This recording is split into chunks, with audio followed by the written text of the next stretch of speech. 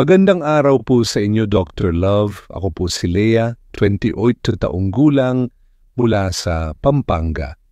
Sa tagal ko pong nakikinig sa inyong programa, palagi kong naiisip kung paano ninyo nabibigyan ng linaw ang masalimuot na kwento ng pag-ibig ng inyong mga tagapakinig. Ngayon, heto po ako, nagbabakasakaling matulungan ninyo rin ako. Ang kwento ko po ay nagsimula 5 taon na ang nakakaraan. Isa akong sales associate sa isang mall noong panahong iyon at doon ko nakilala si Carlo, isang empleyado sa electronic section.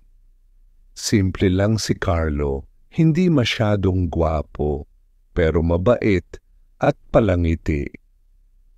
Una ko siyang napansin nang magtulungan kami sa isang customer na naghahanap ng promo sa appliance. Matapos ang araw na iyon, hindi ko na siya makalimutan.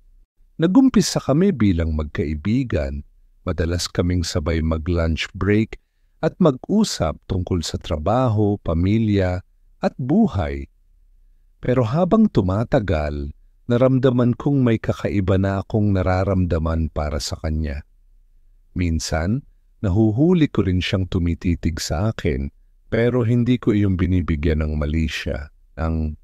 Hanggang isang araw, inamin niya na gusto niya ako.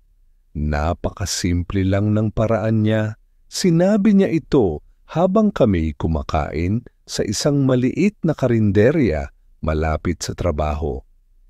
Lea, gusto ko sanang malaman mo na espesyal ka sa akin. Pwede ba kitang ligawan? Hindi ko alam kung paano sasagutin yon. Sa totoo lang, gusto ko rin siya, pero may malaking hadlang, may asawa na siya. Sinabi niya sa akin ang totoo nung una pa lang kaming nagkausap. Wala raw na silang ugnayan ng kanyang asawa, pero hindi pa sila legal na hiwalay. Dr. Love, alam kong mali, pero sa puso ko, mahal ko si Carlo. Nagdesisyon akong subukan, umaasang darating ang panahon na maayos ang lahat. Naging masaya kami sa simula. Hindi kami lantaran sa aming relasyon, pero sapat na sa akin na alam kong mahal niya ako. Subalit dumating ang araw na bumalik ang asawa niya.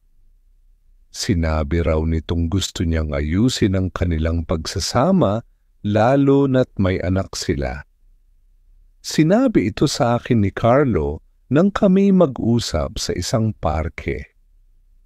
Ramdam ko ang bigat ng kanyang pinagdadaanan. Ayoko kang mawala, Lea, pero hindi ko rin kayang talikuran ng responsibilidad ko sa kanila, sabi niya. Masakit, Dr. Love. Mahal ko siya, pero paano ko ipaglalaban ang pagmamahal namin kung may pamilya siyang dapat unahin? Pinili kong magpakatatag at bumitaw. Sinabi ko sa kanya na kailangang bumalik siya sa kanyang asawa at anak. Ngayon, 2 taon na mula noong huling beses kaming nagkita. Hindi na siya nagparamdam at alam kong iyon ang tama. Pero sa bawat gabing tahimik, naaalala ko pa rin siya. Hindi ko maiwasang magtanong sa sarili ko, tama ba ang ginawa ko? May karapatan pa ba akong umasa na darating ang tamang tao para sa akin?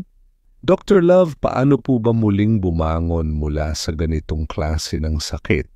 Sana'y matulungan ninyo akong makahanap ng kasagutan, lubos na gumagalang, Lea. Mahal kong Lea, salamat sa pagbabahagi ng iyong kwento. Napakabigat ng pinagdadaanan mo, ngunit makikita sa bawat salita ng iyong sulat ang iyong lakas at kabutihan ng puso. Una, gusto kong sabihin sa iyo na tama ang naging desisyon mo.